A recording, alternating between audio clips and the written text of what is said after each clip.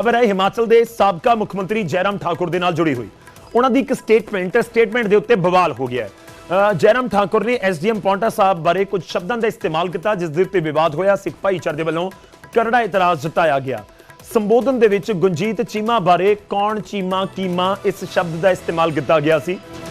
साबका सीएम ने हिमाचल प्रदेश के बीजेपी के एक बड़े आगू ने जयराम ठाकुर उन्होंने वालों स्टेटमेंट दी गई। पाउंटा साहब के विच एक संबोधन के दौरान उन्होंने कहा है कि चीमा कीमा जयराम ठाकुर के बयान के उत्ते सिख जथेबंदियां ने करड़ा इतराज जताया। जयराम तो अपना बयान वापस लेने की मंग की। हालांकि विवाद वधण के उत्ते जयराम ठाकुर ने सफाई देंदे हुए एक ट्वीट भी कर दिता ते कहा कि मैं किसी भी भाईचारे बारे कोई टिप्पणी नहीं की।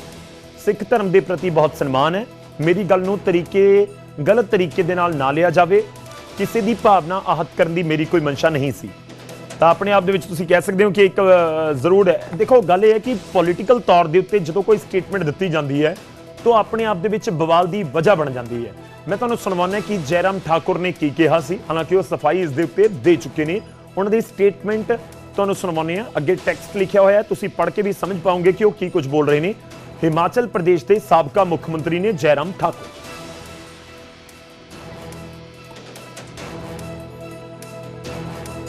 है क्या मालूम, मुझे मालूम नहीं क्या नाम अधिकारी का है, कोई बोर्ड कोई चीमा है कीमा है क्या मालूम नहीं है।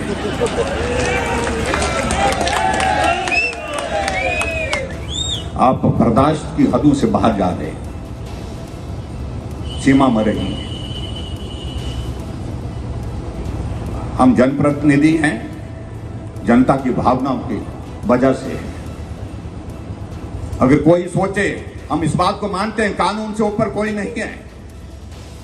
अगर हमें यह पाठ सिखाया जाता कि आप कानून से ऊपर नहीं है तो मैं उन अधिकारियों को भी कहना चाहता हूं कि आप भी कानून से ऊपर नहीं। मुझे मालूम नहीं क्या नाम अधिकारी का है, कोई बोर्ड कोई चीमा है कीमा है क्या मालूम नहीं है।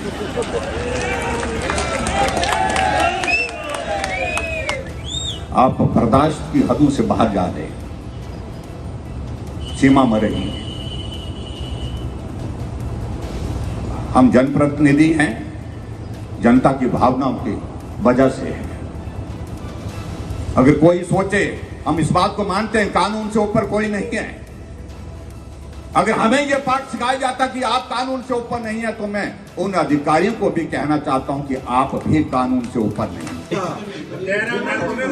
मंच से कहा, मंच से चीमा एक कौम है, सिख कौम से बिलोंग करती है कौम है चीमा। जिसने भी कहा एक कौम को आप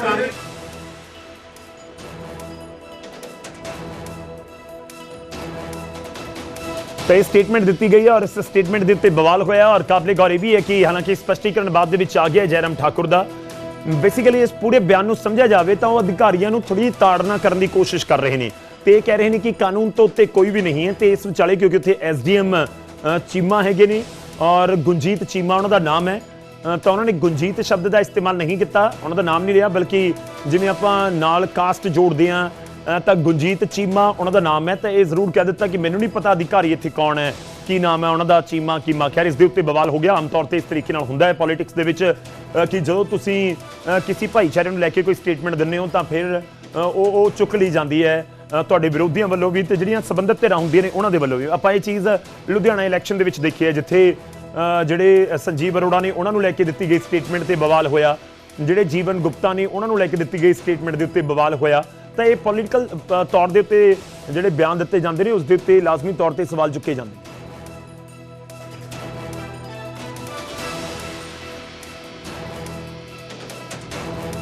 रुक करते हैं। इस समय साडे नाल सतीश शर्मा जुड़ रहे हैं पाउंटा साहब तो साडे सहयोगी न्यूज़ 18 पत्रकार।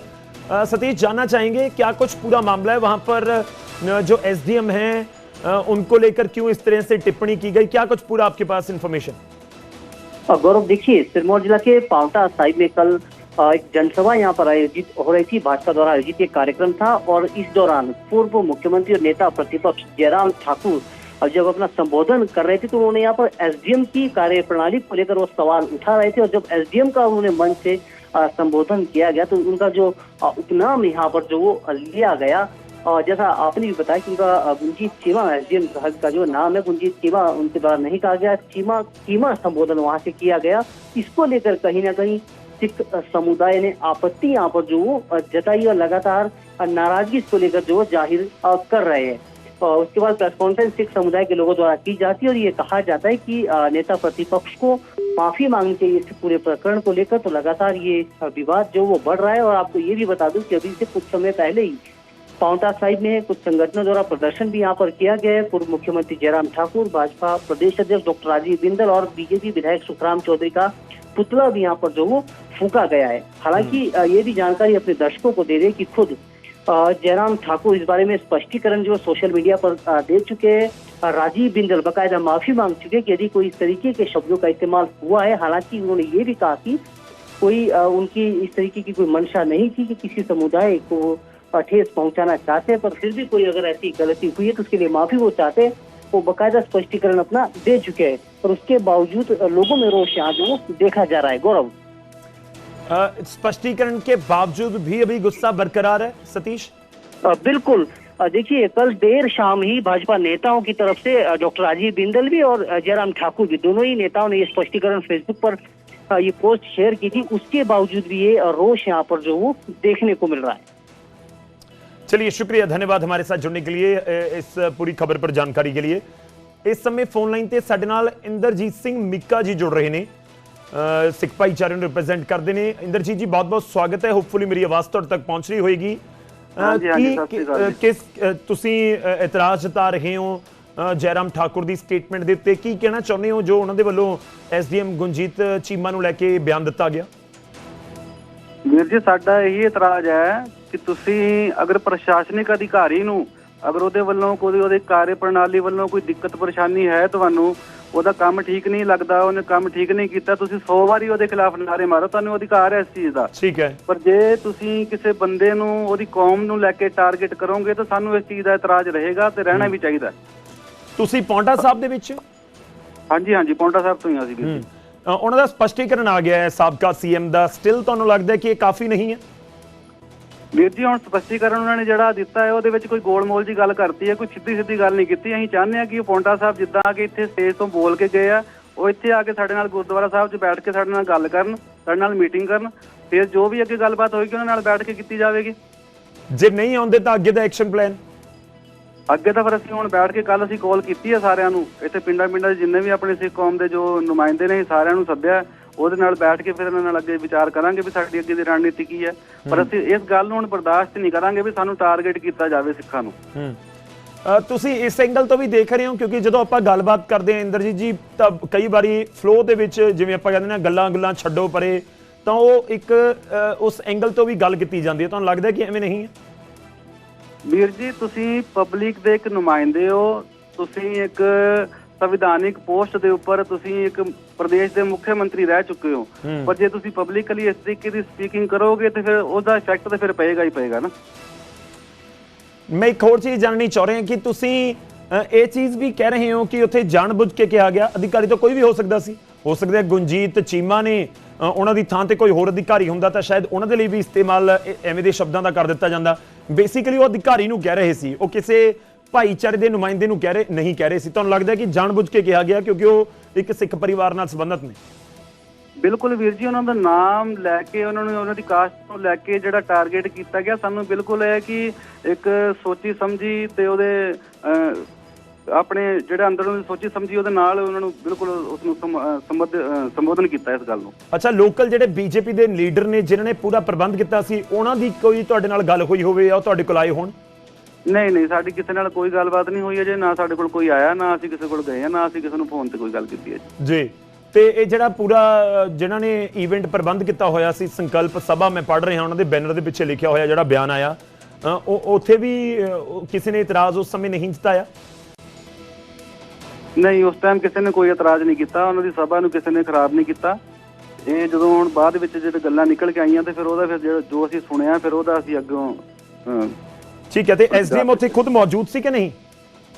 ਨਹੀਂ, SDM ਸਾਹਿਬ ਉਸ ਟਾਈਮ ਮੌਕੇ ਤੇ ਨਹੀਂ ਸੀ। ਠੀਕ ਹੈ, ਚਲੋ ਥੋੜਾ ਜਿਹਾ ਮੇਰੇ ਨਾਲ ਰਹੋ ਫੋਨ ਲਾਈਨ ਦੇ ਉੱਤੇ ਇੰਦਰਜੀਤ ਜੀ। ਸਾਡੇ ਨਾਲ ਇਸ ਸਮੇਂ राजीव जिंदल जुड़ रहे हैं, हिमाचल BJP ਨੂੰ रिप्रेजेंट करते हैं। राजीव जी, बहुत बहुत स्वागत है आपका। पांवटा साहब में दी गई स्टेटमेंट, आपके बड़े नेता हैं जयराम ठाकुर जी। राजीव बिंदल जी जुड़े हैं। राजीव जी, आपके बड़े नेता हैं जो हमारे साथ जिनकी तरफ से ये स्टेटमेंट दी गई है उसको लेकर बवाल हो रहा है, क्या कुछ कहना चाहेंगे आप? नहीं भाई साहब, मैं स्वयं वहाँ पर मौजूद था जी। और माननीय पूर्व मुख्यमंत्री जयराम ठाकुर जी की पूरी रिकॉर्डिंग उपलब्ध है, एक एक अक्षर वर्बैटम उपलब्ध है।